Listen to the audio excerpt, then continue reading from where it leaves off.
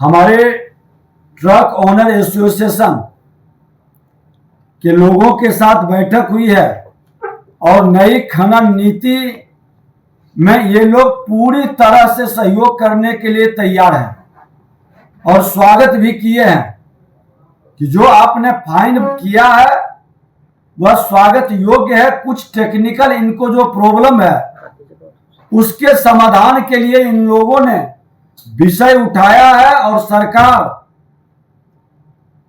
विभाग पूरी तरह से तैयार है कि मेरे ट्रक ओनर को तकनीकी गड़बड़ी के कारण प्रॉब्लम नहीं हो, हम उसका समाधान करेंगे।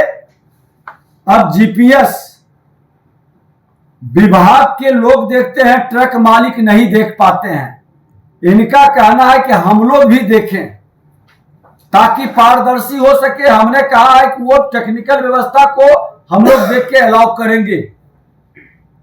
वेबसाइट पर सबका ट्रक देख लेता है तो वो तकनीक भी हम लोग प्रयास करेंगे कि जिनका ट्रक मालिक है उनकी गाड़ी उनको दिखाई पड़े, विभाग को सब दिखाई पड़े। तो ये भी हम लोग, जीपीएस खराब होता है तो ट्रक मालिक को भी पता चले कि मेरा जीपीएस खराब है, गाड़ी वहीं रोक दे। और हमारा व्हाट्सएप नंबर जो 9472238821 जो जारी किए हैं उस पर ये तुरंत सूचित कर दें, लिख करके भेज दें कि मेरा गाड़ी खराब है, लोकेशन के साथ यही गाड़ी खड़ी है, जीपीएस बंद है। मैं इनका एक और विषय है कि भींगा बालू खनन पट्टा पर ट्रक मालिक को फाइन किया जाएगा। तो हम लोगों ने यहां से विभाग से एक आदेश, अभी प्रधान सचिव और डायरेक्टर हमारे दोनों हैं, हमने कहा है कि एक बार विभाग में निर्णय लेके आदेश जारी करिए कि अगर जो कोई पट्टेधारी भींगा बालू लोड करेंगे वो भी, उन पर भी कार्रवाई होगी और उनको भी जुर्माना लगेगा। यह व्यवस्था अब दोनों पर लगेगी, पट्टाधारी पर भी, ट्रक मालिक पर भी। ट्रांजिट पास की फीस में इन्होंने कहा है कि सड़क पर चलने वाले को लगता है लेकिन रेल से लाने वाले को नहीं लगता है, उनको भी लगना चाहिए। तो उस पर भी विभाग विचार कर रही है।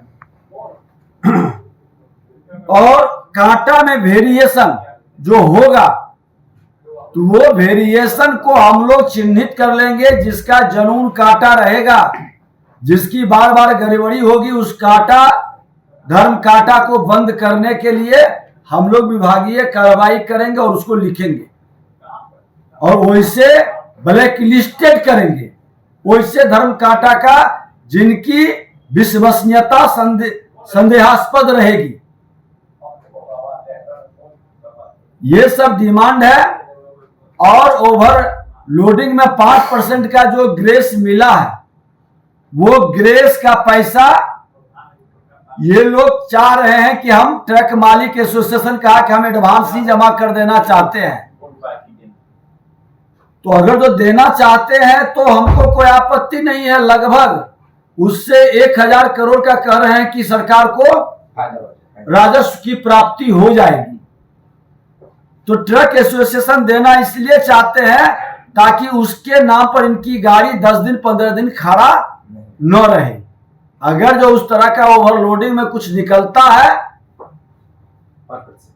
5% जो ग्रेस दिए हैं उसका पैसा ये अग्रिम जमा कर देते हैं तो विभाग को कोई आपत्ति नहीं है। इनकी गाड़ी 24 घंटे के अंदर रिलीज करने का विभाग आदेश देगा जिनका जमा रहेगा।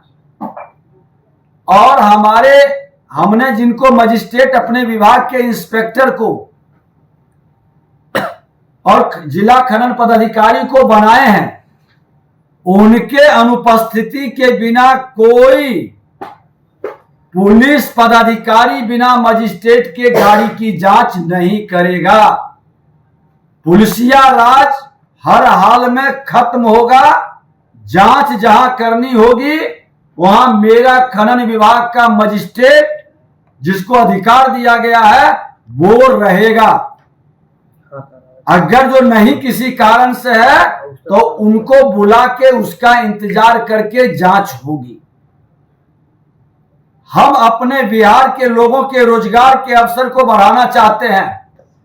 ट्रक के माध्यम से 1 लाख से ज्यादा लोग रोजगार से जुड़े हैं और ये बेहतर अग्रणी भूमिका निभावे विकास की गति बढ़ाने में। और ट्रक मालिकों से भी हमने निवेदन किया है, बिहार के तमाम खनन से जुड़े लोग या ट्रक एसोसिएशन से जुड़े लोग कि नाजायज को रोकना है। आपकी गाड़ी की आयु भी बढ़ेगा और हमारी सड़क की क्षमता भी बढ़ेगी। हमारा सड़क भी बचेगा, आपका ट्रक भी बचेगा। ओवरलोडिंग का कंसेप्ट को खत्म करना, अवैध खनन को हर हाल में रोकना। और मैं आपको बता दूं कि 21 तारीख को एक विशेष अभियान हम लोग शुरू करेंगे जिसकी सूचना बाद में दी जाएगी। आज ट्रक एसोसिएशन के आइए आप इधर, और एक कौन है, दोनों व्यक्ति आप जितनी बात हमने बोला है सहमत है जी, संतुष्ट है जी। पूरे बिहार में ये व्यवस्था को बेहतर चलाएं करें दोनों। और हम चाहते हैं कि ट्रक वाले को जो ईमानदारी से काम करता है उसको प्रॉब्लम नहीं होना चाहिए। हमने तो कहा कि हमारे प्रधान सचिव का अपना कोर्ट होता है, डायरेक्टर के नेतृत्व में कमेटी गठित की गई है। पूरी प्रक्रिया को जांच करके उससे संबंधित दस्तावेज को मंगा कर करके और फिर इनके कोर्ट में निर्णय लिया जाएगा। जो गड़बड़ी किए हैं उससे लोगों पर कार्रवाई की जाएगी। और भी जांच करेंगे क्या, क्योंकि सारे जगह पर हमने इसको लगा दिया है पिछले रिकॉर्ड को निकालने के लिए। दिक्कत है कि कुछ लोग अपने ही दस्तावेज या सबूत को कहीं न कहीं मिटाएंगे या उसको छुपाएंगे, उस पर भी मेरी निगाह है। आपको लगता है कि आरजेडी के नेताओं की मिलीभगत बड़े पैमाने पर हुई, उसके बाद गड़बड़ी? जिनके पीरियड में इस तरह की घटना घटित हुआ है उससे लोग जवाबदेही से कैसे बचेंगे? ठीक है, हमारे पीरियड में भी इस तरह की घटना घटित हो सकता है, लेकिन हमको संज्ञान में आने के बाद त्वरित कार्रवाई होनी चाहिए थी।